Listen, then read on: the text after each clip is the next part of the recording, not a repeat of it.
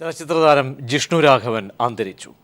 Cancer ബാധിതനായി കൊച്ചിയിലെ സ്വകാര്യ ആശുപത്രിയിൽ ചികിത്സയിൽ ആയിരുന്നു. മലയാളത്തിൽ 25ഓളം ചിത്രങ്ങളിൽ അഭിനയിച്ച ജിഷ്ണുവിന്റെ അവസാന മലയാള ചിത്രം ആനഗസ്റ്റിൻ നായികയായ റെബേക്ക ഉദപ് കിഴക്കേമലയാണ്. ട്രാഫിക്കിന്റെ ഹിന്ദി പതിപ്പിലും അഭിനയിച്ചിട്ടുണ്ട്. കൊച്ചിയിൽ നിന്നും അലക്സ് വിശദാംശങ്ങൾ നൽകും. അലക്സ്, എപ്പോഴായിരിക്കും സംസ്കാര ചടങ്ങുകൾ? ചലച്ചിത്ര മേഖലയിലടക്കം എത്ര പ്രമുഖരൊക്കെ തന്നെ ജിഷ്ണുവിനെ അവസാനമായി ഒരു നോക്ക് കാണാൻ എത്തുന്നുണ്ടോ? പ്രജീഷ്, അല്പസമയത്തിനകം, ഇനി ഒരുപാട് സമയം വൈകില്ല, അല്പസമയത്തിനകം തന്നെ കൊച്ചിയിലെ സ്വകാര്യ ആശുപത്രിയിൽ നിന്നും ഇവിടെ നടക്കുന്ന പൊതുദർശനം അവസാനിച്ച് ജിഷ്ണുവിനെ ഈ രവിപുരം ശ്മശാനത്തിലേക്ക് ജിഷ്ണുവിന്റെ മൃതദേഹം കൊണ്ടുപോകും. എറണാകുളത്ത് ഇവിടെ നിന്ന് ഏതാണ്ട് അരമണിക്കൂർ സഞ്ചരിച്ചെത്താവുന്ന ദൂരത്തിലാണ് രവിപുരം ശ്മശാനം. അവിടെയാണ് ജിഷ്ണുവിന്റെ സംസ്കാര ചടങ്ങുകൾ നടക്കുക. ജിഷ്ണുവിന്റെ ഭാര്യ ധന്യരാജൻ ചെന്നൈയിൽ നിന്ന് ഇവിടെ എത്തിയിട്ടുണ്ട്. ജിഷ്ണുവിന്റെ സഹോദരി ജ്യോത്സ്ന ഇവിടെ എത്തിയിട്ടുണ്ട്. ഈ ചടങ്ങുകൾ, അതായത് ജിഷ്ണുവിന്റെ ചിതയ്ക്ക് തീ കൊളുത്തുക ജ്യോത്സ്നയുടെ മകൻ പ്രഗതീഷാണ്. പ്രഗതീഷ് ഒരു കുട്ടിയാണ്, കൊച്ചു ബാലനാണ്. ആ ബാലനായിരിക്കും ജിഷ്ണുവിന്റെ ചിതയ്ക്ക് തീ കൊളുത്തുക എന്നാണ് നമുക്ക് അറിയാൻ കഴിയുന്നത്. പ്രജീഷ് നേരത്തെ സൂചിപ്പിച്ചതുപോലെ തന്നെ 2 വർഷക്കാലമായി ജിഷ്ണു അർബുദബാധിതനായി ചികിത്സയിലാണ്. കഴിഞ്ഞ കുറച്ചു നാളുകളായി, കഴിഞ്ഞ 5 മാസത്തോളമായി ജിഷ്ണു കൊച്ചിയിലെ സ്വകാര്യ ആശുപത്രിയിലും ചികിത്സയിലായിരുന്നു.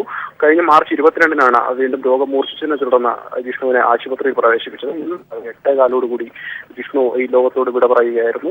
മരണവിവരം പുറത്തിറങ്ങിയ സമയം മുതൽ തന്നെ ചലച്ചിത്ര മേഖലയിലെ പ്രമുഖർ, ചലച്ചിത്ര മേഖലയിലും സഹപ്രവർത്തകർ, അഭിനേതാക്കൾ, കൂടെ അഭിനയിച്ച നടന്മാർ, അതുപോലെ പ്രധാനപ്പെട്ട നിർമ്മാതാക്കൾ തുടങ്ങി ഒട്ടനേകം പ്രമുഖർ ഈ ആശുപത്രിയിലേക്ക് എത്തുകയായിരുന്നു. ചലച്ചിത്രതാരം മമ്മൂട്ടി, ജയറാം,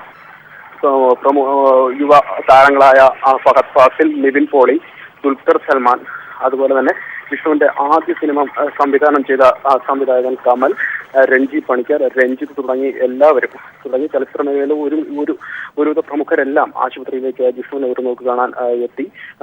കമൽ തന്നെയാണ് ആശുപത്രിയിലെ മറ്റു കാര്യങ്ങൾക്ക് മേൽനോട്ടം വഹിച്ച് ഇവിടെ ഉള്ളത്.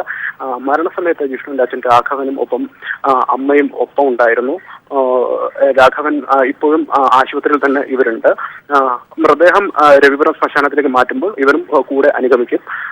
ഏതാനും നിമിഷങ്ങൾക്കകം തന്നെ മൃതദേഹം ശ്മശാനത്തിലേക്ക് മാറ്റുന്നതാണ് പ്രജീഷ്. അലക്സ്, അല്പസമയത്തിനകം തന്നെ സംസ്കാരം ഉണ്ടാകുമോ? അതിലേക്കുള്ള നടപടികളിലേക്കൊക്കെ തന്നെ കടന്നുപോകും. പ്രജീഷ്, ഞാൻ പറഞ്ഞിരുന്നു, കമലും അതുപോലെ തന്നെ സിനിമാ മേഖലയിലെ പ്രമുഖരുമടക്കം ജിഷ്ണുവിന്റെ മാതാപിതാക്കളോടും ബന്ധുക്കളോടും ഇതിനെപ്പറ്റി ചർച്ച ചെയ്യുന്നുണ്ട്. അവർ ഏതാനും നിമിഷങ്ങൾക്കകം തന്നെ, നേരത്തെ ഇവരുമായുള്ള ചർച്ചയ്ക്ക് ശേഷമാണ് ഇങ്ങനെ ഒരു പൊതുദർശനം, ഔദ്യോഗികമായ ഒരു പൊതുദർശനം വേണ്ട എന്നുള്ളൊരു തീരുമാനത്തിലേക്ക് ഇവരെത്തിയത്. അതുകൊണ്ട് തന്നെ ആശുപത്രിയിൽ പൊതുദർശനത്തിന് വയ്ക്കുകയായിരുന്നു. തുടർന്ന് സംസ്കാര പരിപാടികൾ എങ്ങനെയാണ് എന്നുള്ളതിനെ പറ്റി ഇപ്പോൾ കൂടിയാലോചിക്കുന്നുണ്ട്. അവർ അതിന് സംവിധായകൻ കമൽ തന്നെയാണ് മേൽനോട്ടം വഹിക്കുന്നത്. ഏതായാലും അല്പസമയത്തിനകം ജിഷ്ണുവിന്റെ മൃതദേഹം ഇവിടെ നിന്ന് ആശുപത്രിയിൽ നിന്ന് മാറ്റി ശ്മശാനത്തിലേക്ക് കൊണ്ടുപോകും. 6 മണിക്കകം, നമുക്കറിയാൻ കഴിയുന്നത് 6 മണിക്കകം തന്നെ സംസ്കാര ചടങ്ങുകൾ അവിടെ നടക്കും. ജിഷ്ണുവിന്റെ, ഞാൻ നേരത്തെ സൂചിപ്പിച്ചതുപോലെ, ജിഷ്ണുവിന്റെ ചിതയ്ക്ക് തീ കൊളുത്തുക സഹോദരി ജ്യോത്സ്നയുടെ മകൻ പ്രഗതീഷുമായിരിക്കും. പ്രജീഷ്. അലക്സാണ് വിശദാംശങ്ങൾ നൽകിയത്. 1987-ൽ കിളിപ്പാട്ട് എന്ന സിനിമയിലൂടെ ബാലനടനായാണ് മലയാള സിനിമയിൽ ജിഷ്ണു രംഗപ്രവേശനം ചെയ്തത്. കമലിൻ്റെ നമ്മളിലൂടെയാണ് സിനിമയിൽ സജീവമായത്. സിനിമയിൽ സജീവമായിരിക്കെയാണ് ജിഷ്ണുവിനെ രോഗം ബാധിക്കുന്നത്. ചികിത്സയ്ക്ക് ശേഷം അദ്ദേഹം ഏതാനും സിനിമകളിൽ അഭിനയിച്ചു.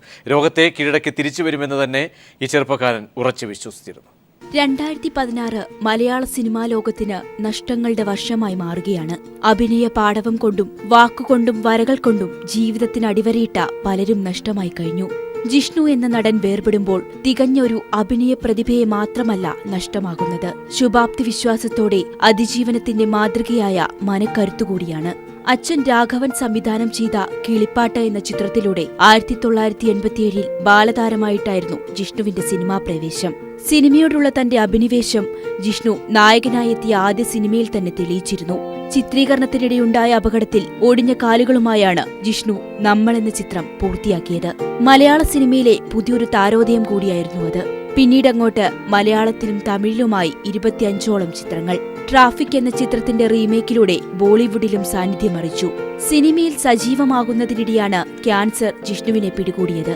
പ്രതിസന്ധികളിൽ തളരാൻ തയ്യാറായിരുന്നില്ല ജിഷ്ണു. താൻ തിരിച്ചുവരും, ജീവിതത്തിലേക്കും സിനിമയിലേക്കുമെന്ന് ഉറച്ചു വിശ്വസിച്ചിരുന്നു അദ്ദേഹം.